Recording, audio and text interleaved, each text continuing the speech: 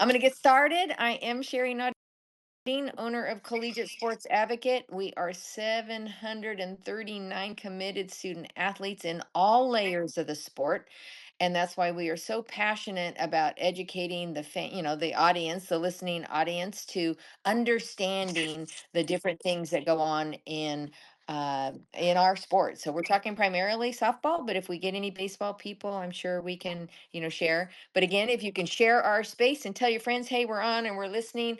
I'm going to start with Coach Joe. I'm going to go on mute, and Andy and Maria, if you guys can hit mute too. Would love to have you introduce yourself and your background, and then we'll pass it on to Andy.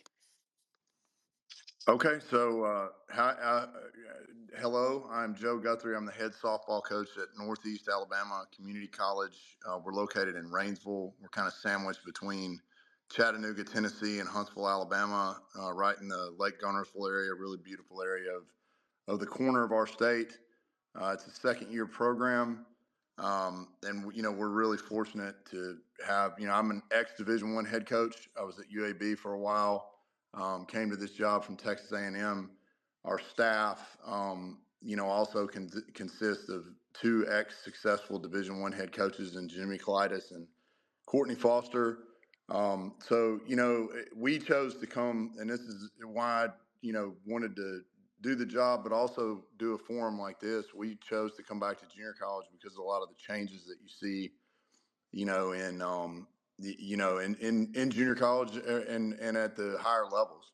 So, and for us being passionate about, being able to recruit freshmen out of high school and develop them, it's a good level. So I know you'll probably hear some similar things from there. And I've been doing this probably, over 20 years now, mostly at the college level, and have done that, dabbled in professional baseball and softball kind of in between that. So pretty exciting and glad to get a chance to do this. Appreciate you having us, Sherry, for sure. Awesome, Coach Joe. And I wanted to remind the listening audience, if you look at the bottom, there are some little icons. If you press that little heart, it gives you choices to clap for the person, give them a heart. You can give all kinds of emojis to support the conversation and, cheer it on. So have fun with this. And next is Coach Andy. Love to hear from you. Introduce your background. I'm Coach Andy Lee. I'm the head softball coach at Northwest Florida State College. We are the defending national champs. I got into this game by being born into the game. My dad was a professional baseball player, so that's all I thought I was going to be. And then when I finally got released um, from playing professional baseball, I said, what am I going to do? So I got into coaching college baseball, did that for 3 years, had a child, needed to make money. They got me a teaching position, went over to the softball side of it. Back 20 years ago, I was macho and ego, and like I didn't want to do it. And then next thing you know, I take the job and fell in love with it within a couple weeks, and I've been in this game for over 20 years now. And I love JUCO. I had to go to JUCO. My grades were terrible, so I played JUCO baseball, and didn't have the luxury to go Division I after that either. Also, so I went to Division II to Delta State University and played baseball there. So I can relate with a lot of things with JUCO. Not just, I mean, we usually have really bright kids, high GPA, high ACTs in this sport, but I can relate to the grind and the work ethic and the level of play, and so I've stayed in it and enjoy it, and feels like every day I'm not working. And I love my job, so that's where I'm at. Nothing wrong with being a national champion, Coach Andy. And Coach Maria, she and I've known each other a long time. I adore her. One of the best humans on earth there. How about that, Coach Maria? Thank you, Sherry. Thank you again for putting this on. I'm just very honored to be on a forum with Andy and Joe, two legends in our game. Like Joe, I had an opportunity to be a Division I head coach, and I think we get comfortable in our own skin. And junior college is the world that I think is the best for me to allow my style of coaching, and I like to empower and impact young women. And so I really feel like we get to do that at this level. I've coached Division I, Division II, and NAI. So I've got to do multi levels all over the country, which has been really really exciting for me. And being in the South and the warm weather, minus the ice storm last week, is pretty phenomenal. And I think in the junior college world, that's something, if you don't live in the South, you don't really understand the benefits from being outside to the amount of games. I was in the North for 12 plus years and just how spoiled we are down here. So I know if I could go back in time in junior college, what is now, what it was in the 90s, that would definitely been the route I would have went. It just really wasn't available at that time. I'm the oldest one on the call, I think. But just where we are with the landscape of the sport right now, it's definitely a great avenue to be considered for all student athletes. Well, and I think you're going to lead me right into the next question. So stay on here, Maria. Is what is junior college really? I mean, you talk about what it used to be, and even in my generation, everybody, went to junior college and played. Talk to us about what your schedule looks like, how many games, and where you get to play, and who you play against, and really the talent level. I think a lot of people misunderstand what the talent level is. Well, in the 90s, I'm going to date myself, but you only went to junior college if you were at academic risk. And as Andy touched base on that earlier, I mean that's not what we're seeing now. There's different reasons why everyone chooses the right fit for them. And so, in the state of Texas and Florida and Alabama, we get pretty nice weather. So, junior college gives you an opportunity to have 14 scrimmage dates in the fall if you want to use them. We're fortunate where we're located that we can play a lot of Division I schools on Mondays, Wednesdays, Fridays, Saturdays, Sundays, kind of whatever suits their schedule, because obviously they dictate what that looks like. And then we can carry those games over into the spring if we don't use them all to have an additional scrimmage games as well. And we get 60 playing games in the spring if we want to utilize all of them. So, you get great competition in the fall playing NCAA 4-year universities and give your student athletes an opportunity to get recruited as well. And you just get to play a lot of games. I mean, I know Andy and I both have already played. Joe, I'm not for sure if you've already played yet or not, but today it's 68 degrees and sunny in Athens, Texas, and you're in shorts and a t-shirt. So we get a great opportunity to get a lot of softball in, and I think that's the biggest thing. We don't have a lot of rules that NCAA or NAI programs might have to follow, and so it just gives us more time to spend with our student athletes on a personal level and academic and athletic levels as well. Awesome. Andy, throw some different angles in there, things that are might be different or that you've seen along the way, maybe even some of the changes. First, I want to say is Maria is one of my mentors. I wouldn't be where I was without her. She always listened and answered the phone calls, and I bounced ideas off her. And I've always had issues, and she's always helped me get through them. So I'd like to start with that. Um, and I love Joe too, but uh, the junior college to me, it's a great place where kids can go and play and not be in financial debt their whole life. We have, great scholarships, Division I junior colleges. All three of us coach. Now, you know, um, we're allowed. I'm allowed. I have 20 full rides where I can pay for everything, meals and housing, tuition, books, fees. It's a great place for kids to come, get their 2 years and play and compete at the highest, compete against what Maria said. We play 14, games in the fall. I think we played 9 Division I teams, so they get to, show off themselves in front of some of these big coaches and programs. And no one likes sitting the bench, and everybody loves to compete. So if you're kind of one of those tweeners that might think they can go Division I, but maybe need some work, um, this is a great place to start and to financially to go through school without any debt, and then go on to your third and fourth year and hopefully earn more money and get a full ride at that level. Because there's a lot of misinformation out there that all these schools have full rides and all that. I know some Division I programs in the South that only have 6 scholarships total that they have to split between their whole team.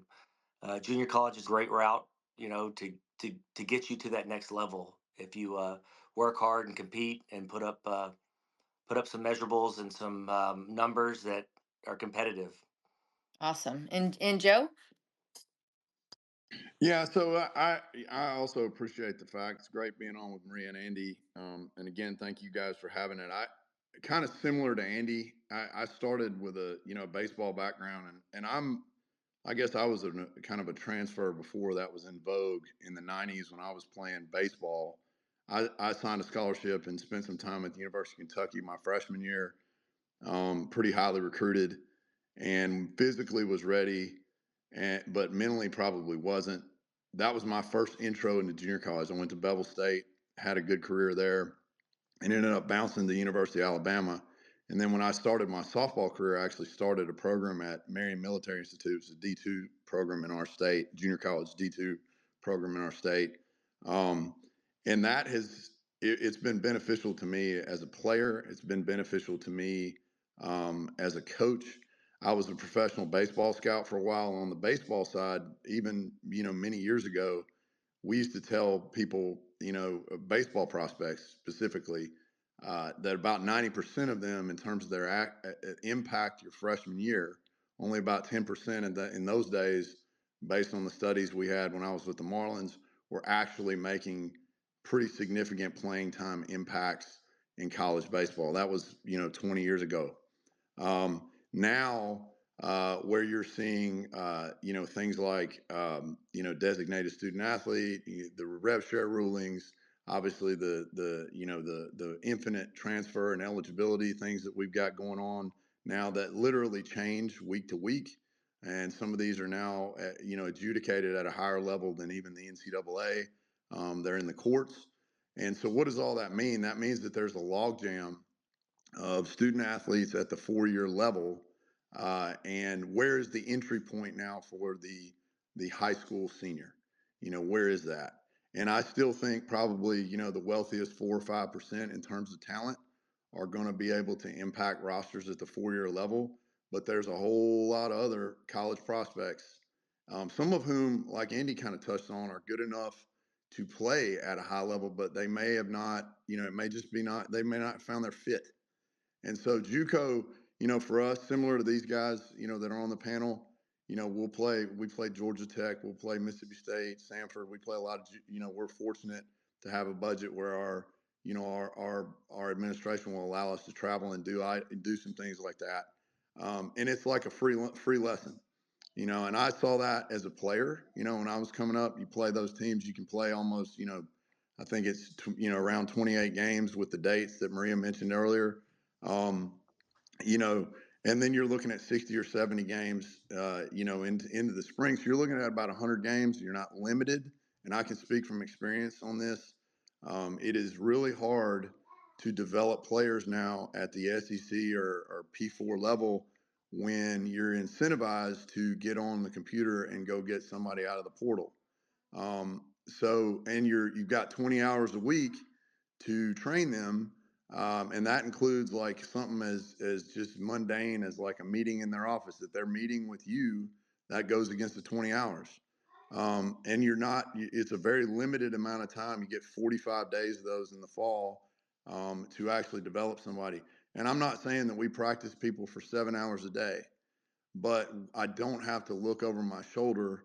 And the kids, like Andy mentioned, they're incentivized to grind and work to achieve a goal and get better, which is what we all should be doing in any endeavor we're doing. So, just can't speak enough how junior college has been impactful on my life, and how it.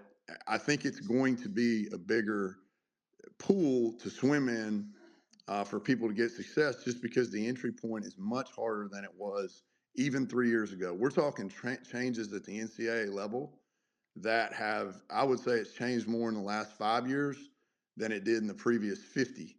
And that's a big reason why I'm doing what I'm doing now. I don't really feel like, that Division One, really, that I didn't leave it as much as it left me, in terms of, these guys have touched on too. If you got to be who you are, and when you're passionate about teaching and development. I'm not throwing mud at the higher levels, and I think we want people that want to play at that high level. But it just makes it a lot more difficult now, and maybe that'll change, in the next few years. But I think that's something, if you're listening, you need to really, really look at, because it's everybody needs to find some kind of path in this life where they learn how to improve and get a process to improvement to achieve success, not only in softball but beyond that. And for a lot of reasons that I mentioned already, junior college is a big avenue to do that for sure. Absolutely, Coach Joe and Marie. And Andy, I know you guys are chomping at to add more to this because I think we're hitting the nuts and bolts now, and it kind of leads into the next question, which is what are the type of student athletes that you're looking for? I mean, describe Coach Joe, your ideal candidate, maybe the last couple of recruits, what their background looked like, and then we'll pass it over to you, Andy. So we've been really fortunate, that we again, like I said, we started this program in 23, so we've only had one team in existence, and that was last year, and it really was, kind of a little bit of a thrown together situation. I've done this. I've been fortunate to do it twice at the junior college level, starting a program from scratch. So that first year is tough, but we were able to get the Georgia Gatorade Player of the Year on our roster this year. We were able to kind of mesh the best of what we had a year ago with some really good talent. But we are looking for players that we feel like can play at a 4 year level, and we shoot as high as we can, and go from there. I having been a successful head coach at UAB, there's not a lot of difference in where I'm going and looking to find talent here than there was at UAB, and I'm doing that. And these guys probably can echo this too. And again, I'm not throwing mud on some of the places I've been, but we have a 10,000 square foot indoor. We've got a 500 seat stadium, all turf. So the a lot of just because maybe you hear the JC label, we have got a lot more financial backing at our level than you would think people do at higher ones. And again, there are not many places that have three coaches that have been successful D1 head coaches as well. So we're shooting for the stars. I know these guys do too, or they wouldn't have had the success that they've had. Um, and I felt again coming from baseball, that was kind of the thought process there too. It was, there surely wasn't a lack of talent in junior college baseball, and I've seen similar stories, in softball. But like I said, if we can get a Gatorade Player of the Year to come to us, sometimes we'll end up with bounce backs from, like I was from an SEC or a 4 year school. So and then you've also got, your a lot of just hard blue collar type kids that want to really seek a process of development. That's what we're looking at. And, fortunately, we've got a lot of things on our side, at this level and at our place to be able to do that. Excellent. Jump on in here, Andy. Follow up on those thoughts. Uh, the type of kids that I recruit are just athletic kids I see out there. They're usually a little probably undersized, overlooked, gritty, competitive. I look for that kid that rounds first really hard and tries to take second. I look for that kid that, their parents aren't carrying their book bag and stuff back with them. Um, a lot of these kids, they see some of their friends that maybe they feel like they're just as talented, but they're maybe a little undersized or whatever, and they got a little chip on their shoulder. And maybe financially, they didn't have the money to play at these big programs, or giant or top tier where there's a lot of politics involved. Maybe it's that kid that you know, you know, maybe their background's a little different. Maybe they didn't they played the littler tournaments, came to your camps that were less expensive than some of the other ones, and you find that diamond in the rough. We find a lot of kids from small town USA. The 1A, the double A type kid, high school kid that stands out there, and I just try to coach them up and teach them competition and how to win the day and work hard, and hopefully things work out and we have a great day and we can move on to the next day and get a little better. Perfect. And I know CSA, we've been blessed to be able to send athletes to Coach Maria because we know what she does with them and we know the kind of kid she's looking at. But Coach Maria, share it with the group. Well, like Andy said, gritty is a word I use, and I think I've just been very fortunate. I try to go out and just work, and I've got a great staff that works as well. And I want to figure out how to win. Andy is at 7 or 8 national championships. I'm trying to coach the same way you are and looking for the same kids, but those results are a little different in May. But congratulations again on your national championship. Thank you. I always say I want to coach kids like me. I want that hardworking. I mean, I love softball. I love to watch it. I love to talk it. I love to teach it. And so, I want young women in our program that want to do those things and they really want to be coached hard. We had a player back on campus today, actually. It was her day off and she wanted to come and hang out with us. And it brought so much joy to my heart because at the end of the day, we want to win as many games as we can. But I know all three of us on this call want to impact young women's lives and we want to give them, an empowerment opportunity to go find their place in the world after they get done playing softball. And so I think you got to be passionate about it. That's the biggest thing in our program, and you gotta want to get better. Because I want to help develop you in all facets of your life. That's in community service. That's a big part of our program, and we tell recruits all the time you have to be authentic to yourself. You have to want to do community service. You have to want to go to class. You have to want to attend study hall. You have to want to practice. You have to want to compete. Those are things that are non-negotiables within our program. And so that's really, really important to us. And we found some success with that. But I think it's, just going out and sometimes you got a little luck. Sometimes it's being at the right place at the right time. It's that bounce back kid that Joe's talking about. We had a couple transfers at Christmas. So, that have been nice additions to our program already, over the last month. Um, but it's finding people that you trust, that can pick up the phone and call you and say, "Hey, I found somebody for you." And I'm like, "You don't even know who I am. So how did you find somebody for me?" So when you find those people that you trust and they really know the type of people that you're looking to bring into your program, I think that's really important too, and that's got some longevity to it. I know people can call Andy right now and say, "Hey, I have somebody for you," because they're going to fit in perfectly to what you do, and the same for Joe, and the same for myself, and we all are successful, but we might do things differently in our day to day programs, and that's okay. But I think the most important thing for anyone in the recruitment process at any level at any sport, it's about finding your fit, and it's about you as an individual making sure that you find your home, because it is really challenging in the sporting world today of what is going on with the transfer portal and rev sharing and all the things that Joe talked about earlier. And junior college is a great start. And I think you have three programs on here. Like we're getting a brand new, $2+ million facility that should be done over the next month. Joe's stuff is amazing. You see it, on social media. Andy just got some upgrades and he's at the beach. So you just can't get caught or lost in the word junior college. I think that's the most important thing. That is big time advice. The D1 or bust, they don't get off the train. And we try to explain so much at CSA about finding the fit and making sure that they understand that all D1s are not all D1 experiences. Now, one thing we did learn is there's different layers in junior college. There's Division 1, 2, and 3, and different scholarship requirements around that. Do either one of you or any of the three of you want to explain the differences? And, I think even California has their own conference. Yeah, I believe California and Washington have their own conference. Division one, Division two, and Division three just means how much you can offer. Division one, you get up to 24 tuition fees, books, housing, meals, scholarships. D2 means the institution can only give out tuition fees and books, and D3 is no scholarship money. Um, but just because you're D1 doesn't mean a D2 might have more money. I know some junior colleges that only have 6, 7 scholarships. The way I look at it is the programs that want to win from the top down, from administration down, are going to give you the resources to win. That's at every level. So you can take the top 10 in almost every division there is, and you're going to have competitive administrators, competitive teams, competitive work ethics.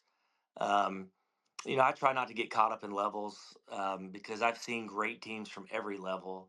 Um, but I think it boils down to administration and athletic directors and community support. And if you have those three, you can be very successful. Thank you, Coach Andy. And Coach Joe, any other thoughts to that, or do you want to take the next question? I would just briefly follow up that, Andy brings up a good point, and he knows this really well because he's won national titles at both levels, D1 and D2 in junior college.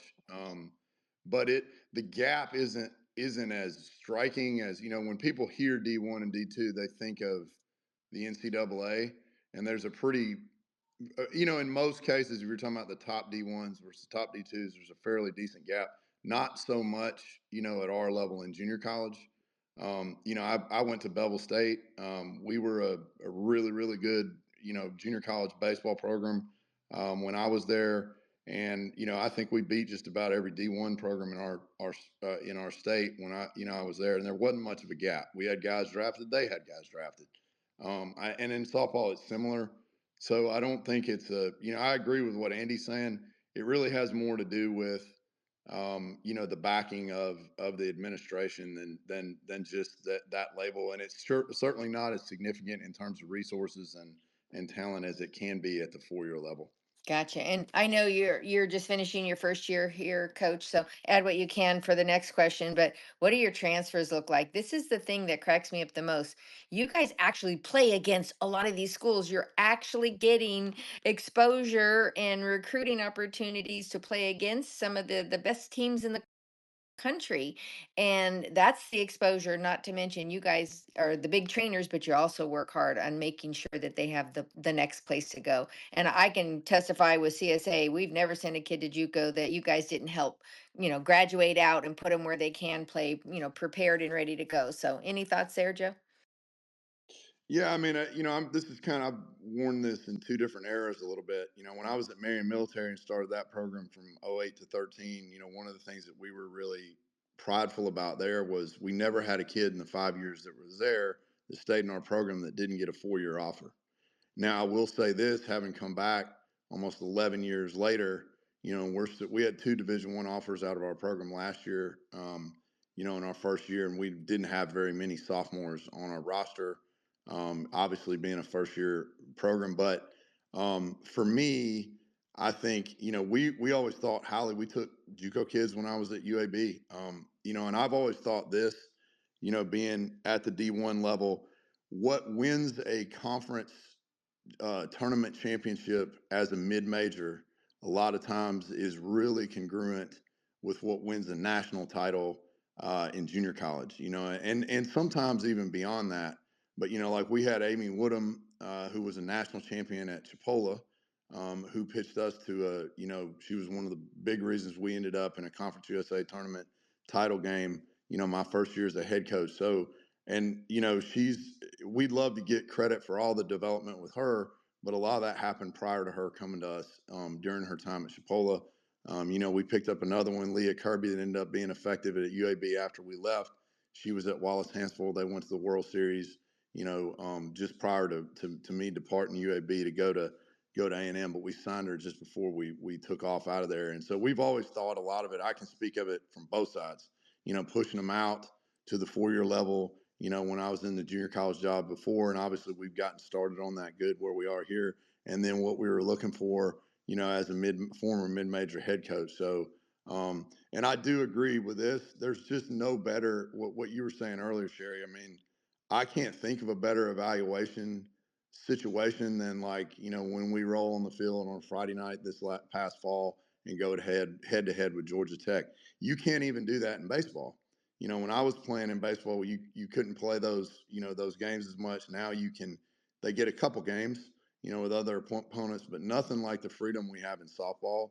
And you get a lot of opportunities to play those big schools. And I can't think of a better evaluation than being on the field with them. And that certainly has piqued our interest when I was a D1 head coach to see that for sure.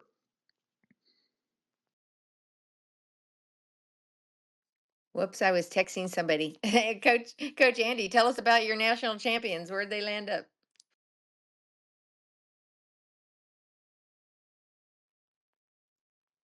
Oh, Maria, do you want to take over? I'm Yeah. sorry. Oh, sorry about that. Okay. Go ahead, Andy. I had the mute on. uh, right now I have three kids on my current roster that are committed to Division I level or signed to Division I level. Last year, geez, my mind doesn't work that great sometimes, but I think we had six kids go Division I, one Division II, and one NAIA off the sophomore class. In this year's freshman class, we have three kids already signed. They're all to Division I. But it's a great place.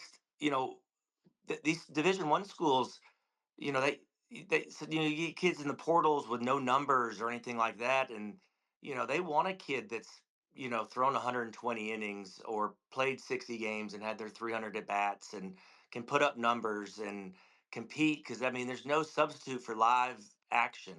You can be a freshman and throw a bullpen every day and never get in a game, but you need to be in that competition. You need to be in that fire. And I think that's some of these mainly mid majors realize that because they understand that those innings really matter, and they can't just right now at the power four level, they'll try to train a kid up, but then if they don't work, they'll just reach in the portal and find the best other kid out there. But I believe, um, I know I'm going around in circles here, but junior college is a great opportunity to put up numbers. And I had some kids put up some good numbers last year, and and good metrics, and these programs realize that, I've been doing this for a while, that, hey, I've had one of Andy's kids, or, at this school or this school. And, they're competitive. They work hard, and they know how to win. And so these coaches just keep coming back to you, and they'll trust you, and they know, and if you're honest with them, and, and you tell them, and they've had experience with your kids before, they'll come back and get more. And it's kind of been a situation to where, I'm it's a recruiting itself now. Yeah, it's fantastic, and I won't say their names. I'll let Maria do the talking. But several of ours just graduated out of her program, and man, she had them placed before they even put their profiles back up. And they're actually in a better place than they would have been if they had come straight out of high school into junior college. And that's why we said, hey, consider this as an option, because you need a little bit more work, or you need more innings, and sometimes they need maturity too. Coach Maria, what do you think? We were very fortunate last year. We were very sophomore heavy, so we had six go Division 1, two go Division 2, and two go Division 3 off of our roster, and we have one signed to go Division 1 next year. And so I think it's that hungerness, of being able to dangle a carrot and say, there's going to be opportunities for you. And it goes back to building those relationships and being honest with those coaches, that when our kids go off and play somewhere and they do have success, they want more kids. Charlton State called me the other day, and he's like, hey, we need another one of such and such. And I was like, we're working on it for you, right? But we're kind of quirky in some of the things that we do. And some people on this call, if they know me, there's some winnisms, right? We don't walk on the grass, we take the stairs. There's just some stuff that is important within our program. And so I think that's always unique when those kids move on to the next level. The coaches just kind of laugh about, wow, she walks all the way around on the sidewalk, and we know who has played for you before. And we want to help them find the right fit. There's nothing worse feeling than when a kid calls us and says, hey coach, I'm just really unhappy, can you help me find a school beyond here because it's just not working out. And so I think there's a part of our job is to, we say all the time, we're going to give you the keys to the car, and we're going to give you the map, but you got to get in the car and actually drive it to the right destination. And so we want to give them as much information that we can about the programs that are recruiting them. Sometimes I'm like, hey, that is a great school, but that coach is not the right fit for you. And that's okay, because they need that transparency. Or, I know you're really, really interested in that school, but they don't have your academic major. So do you want to go to school 2 more years down the road? Are you in love with that program that much? And I think that's part of our job, is right, to give them opportunities. And like Joe said, everybody that's wanted to play has had opportunities to play. But sometimes it might not be that dream school, that they thought that they were going to get coming to junior college. A lot of our kids are going to go mid-major, and I don't think you're going to see a ton of P4s recruiting out of junior college because of the portal and what they can do. And they're going to be able to go buy some of those players. We look at, the superstar that was at Texas A&M that's now at Ole Miss. Some of those D2 kids are going to get picked off. And so some of those elite D2 programs are now going to need junior college kids to come in and help them compete for a title.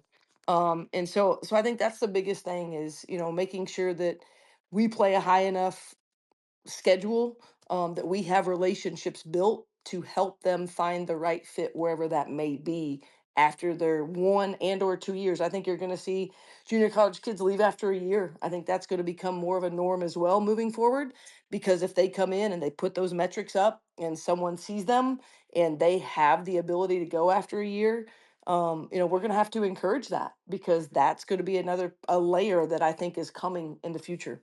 That's fantastic. I heard you guys earlier mention kind of a holdback or a comeback.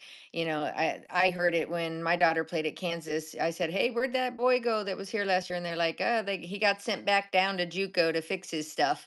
So does that happen? Is it something more common happening now in the female side of our sport? Any of you guys can answer that. Joe, go ahead.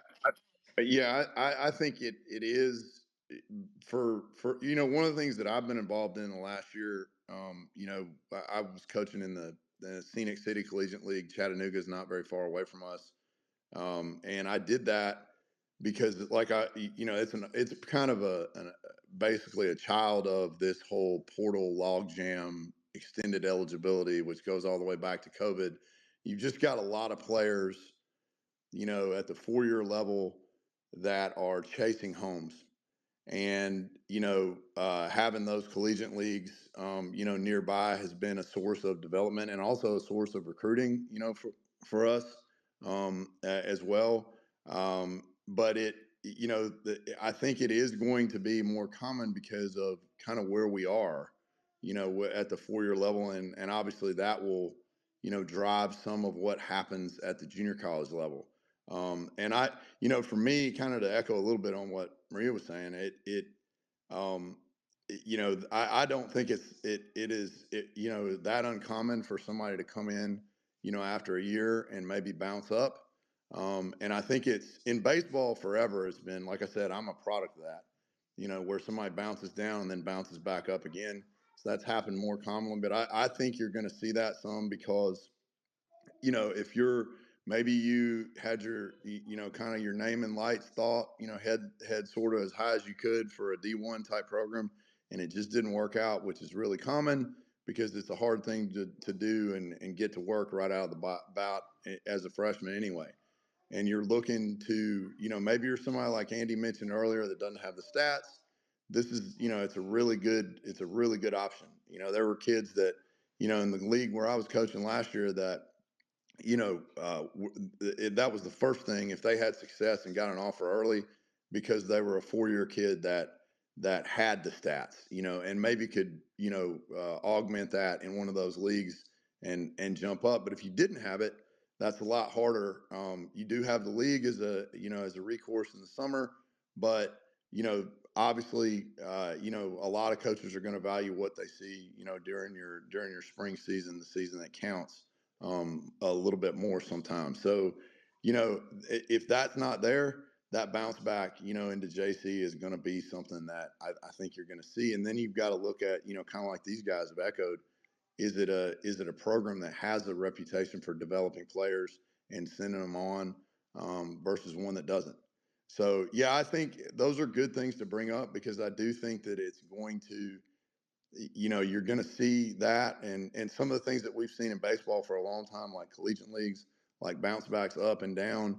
I think that's going to be more common because there's, a lot of times, if there's somebody that's been at a 4 year school and they've sat, some of them for multiple years and don't have anything, and they're on the portal, the JC option becomes real, like these guys mentioned, because you've got live time and there's just no substitute for it. And I'm not saying that everybody comes in and plays equally at our place, and they probably wouldn't. The other coaches would say the same thing, but the opportunity is greater because of the unlimited practice time, the game situation that is much more fluid for the player than at the higher level. So all those are a plus, I think, when you're looking at the JCs. Awesome. Andy, anything to add? Uh, you gotta be careful sometimes in the portal. Also, not everybody's a hit just because they're a Division 1 player when they come down to junior college. Doesn't mean that they're going to be a starter right away because of the level they were at. On another side, also, is I could see the future of this sport kind of like baseball, where there might be an overflow of other kids at a higher level, and they get a reputation with a junior college, and you're kind of like a feeder program type thing now with roster limits and restrictions on that. But as of right now, it's still, to me, baseball guys want to play. They want to get drafted. In softball, it's still, sometimes it's more of the sorority feel. I'm comfortable at my school. I love my dorm, my boyfriend. I like wearing this uniform. They quite right now, maybe feel like it's embarrassing to transfer. But I do see that stigma kind of going away a little bit more, because of a lot of the fall games getting played and a lot of the reputations now. These Division 1 schools are taking in more junior college kids, so these parents and travel ball coaches are seeing the benefits a little better, but it's not quite. I see it getting there, um, and I'm hoping one day that stigma will go away and people will understand that, hey, this is some high quality ball, and I get to learn the game. I get to play a lot, and it's a great developmental area. Fantastic. Coach Maria? I just echo what they have to say. I mean, I think that it's important that everyone kind of understands what this level is, and that's just all through education. Oh, and I say go Um, see games. Go see these teams play. I think people will be mystified if they see the talent level and everything that you guys bring to the table. Well, and I like for us, we have Cardinal Sports Network, so it's awesome. We have basically an ESPN production for every home game. We have 5 cameras, we have commentators. So we always tell, like, if you really want to see who we are and you can't see us in person, maybe we recruit out of state as well. And so jump on there and get a better idea of what it looks like. Because I think you're right, Sherry. I mean, there's just like at the Division 1 level, Division 2 level, there's just different levels, and so you've just really got to understand that piece. But the bounce back, we have 2 Division 1 transfers that came to us at Christmas. That it just they needed to get some innings, and their coaches were very transparent with them, and so that's something that we want to be able to help provide for them. But it doesn't mean that just because they came here that they're automatically just going to be in our starting lineup. I mean, they've got to fit our system and understand what we do and do those things, and hopefully that comes to fruition for them. But it's really really important that you just get educated on what is out there and what's available to you. Fantastic. And I'm going to ask the listening audience one more time. Hey, friend, some of these coaches, these are coaches that are interested in watching you grow. They'll usually friend you back and watch your videos and just engage with you. So, start networking, start making friends. That's why we host these. And then I'll ask the last question, and I'll start with you, Coach Maria. Are there academic issues? I know we're in Texas. I see a lot of dual credit to where they're almost too much credit heavy to even come in and transfer. Is that an issue?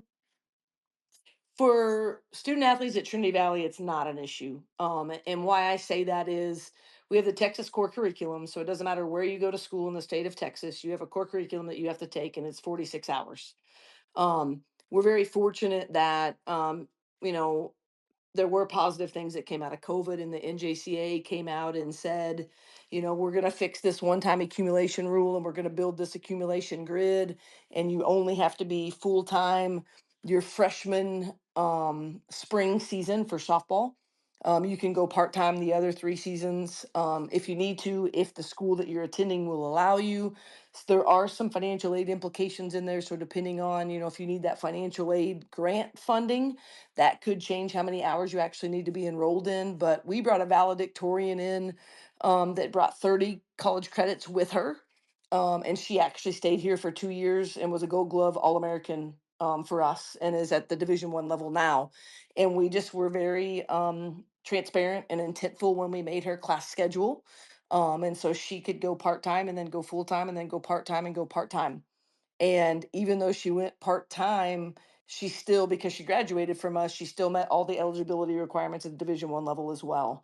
So I do think there's some misconceptions there. I do think it's important, if you are a dual credit or AP student, that you talk to programs and really find out, because I know other schools that I've been at, they will not let you live in housing if you're not in 12 hours, and 12 hours is considered full time. But here we're very fortunate, and I think some schools are changing a little bit because of some of the different rules that are out there now. That junior colleges really looked at that and said, well, why are we making someone be full time if they don't technically need those hours towards graduation? So I think there's going to be differences from every school, and it might be even based state to state. But I can tell you from a Trinity Valley perspective, we want kids that have already came in with dual credit and AP. One, because we can see what a GPA looks like. We can see their successes. They're already a little bit prepared of what a college class environment is like. In turn, two, it's either going to save them some money or it's going to save us some money because of tuition costs. However their scholarship is worked.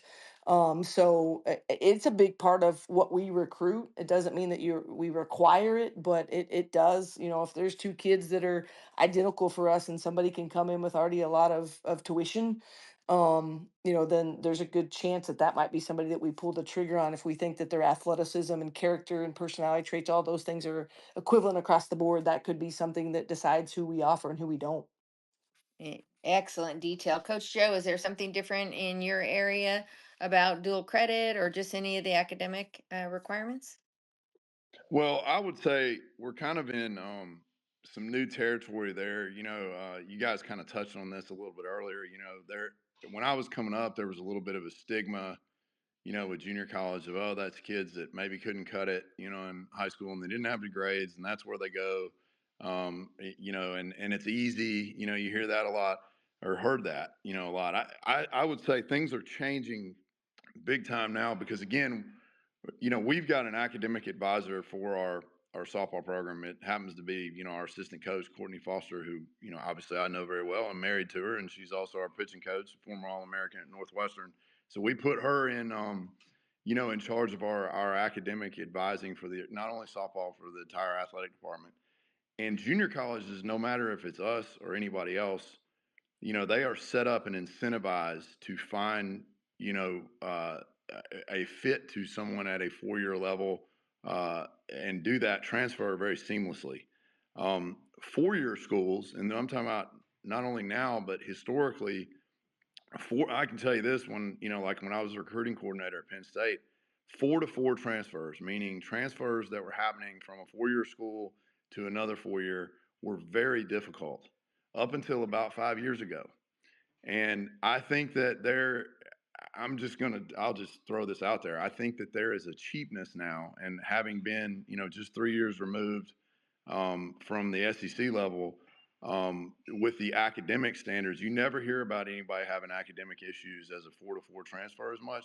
But I look at it this way: how valuable really is some of the academics that are going on there with some of these transfers, and how does that relate back to JUCO? It relates back to JUCO because, again, these are people that transfer and come here for the right reasons. You have to earn it, and you're at a place in the junior college level where you're incentivized and everything is set up to make that transfer 2 to 4 seamlessly. The 2 to 4 transfers have been going on forever. You see a lot of these schools, and I'm sure that the other coaches would speak this way, that have, partnerships with schools not only in their area, but it might be nationally. And I'm not talking about just on the on the athletic side, on the academic side, where the transfer becomes, even more seamless for them to do that. So again, and that's a program that, a lot of people will spend time and money and effort to make sure that it works, and you're not going to lose hours. We have a lot of dual enrollment in our local area, coming in, and that has worked really well. You have to be a little bit, somewhat creative sometimes to make sure that you're communicating with, changing NCAA standards and changing, 4-year standards in terms of academics, but there are ways to make things work, especially now. But I believe the 2 to 4 on the academic side is more valuable now in a lot of cases than the 4 to 4. And I'm speaking as somebody that, had an academic team of the year as a head coach in at the D1 level, for multiple years. And I think that's something that isn't talked about enough. Yeah, I mean, you're probably bringing up another topic for us to cover on another Monday because we had 23 transfers and the things we learned about some of the schools not even having a senior year available academically. There's some leagues that are not interested in the transfer portal at all. And then a lot of them lose credits along the way because their degrees don't match up. So we could maybe table that one to the next Monday. But Coach Andy, you want to bring us home with anything else academic? Well, colleges are businesses. They want to make money. So, they're going to offer a high school kid a class, and, it's a great start. Um, but, they're going to try to get as much enrollment and much finances as they can. We're lucky here at Northwest Florida where we're pretty much a 4-year school. We offer 6 major bachelor degree programs. So, but we play 2-year sports. And we're in the Florida state system, and we offer, you can get a degree in education, you can get a degree in business, but there is some special degrees that some of the young ladies try to get into that, if you come with too many dual enrolled credits, it is a challenge, to find some classes for them. uh, but we've had anything from kids with 33 ACTs on our team right now down to kids that need developmental stuff. But academics now has kind of been, back when Joe was saying, you had to have a certain test score, you had to get up and get in that. Ever since COVID, I mean, it's anyone can get in, and we have great teachers down here that want to live down here that have their PhD. And the bottom line is everybody wants to be competitive and have the greatest ever, but it's all about education. I tell people, and they don't like hearing it, that, who won the national championship 7 years ago? No one really knows. Who was the MVP? No one really knows. So, I mean, you're going to be that person one day, like me and Joe has been. So, get your school paid for, get it all taken care of, get your degree because, it's all going to be in the past one day. So leave Uh, yourself out of financial debt and go somewhere where you're going to have a great time, play in a culture you like. Do that, because that shiny ring will fade in time, like it does for everybody. So, get your degree and try to get it financially, stay debt free. Very powerful message for us to end on. And I want to go around again and anything else, Coach Joe and Coach Maria want to add and just come off mute and interrupt me. I'm just going to thank everybody for coming and please share our space because, again, a lot of people don't get the chance to come on, but it is recorded after we hang up. It'll show right up in our feed and make sure you friended everybody and connect with everybody. Coach Joe or Maria, any last final words? I just want to say thanks to the coaches and thank you, Sherry, for having us, and thanks to all the listeners for putting up with me for the last few minutes. I appreciate it. Thank you.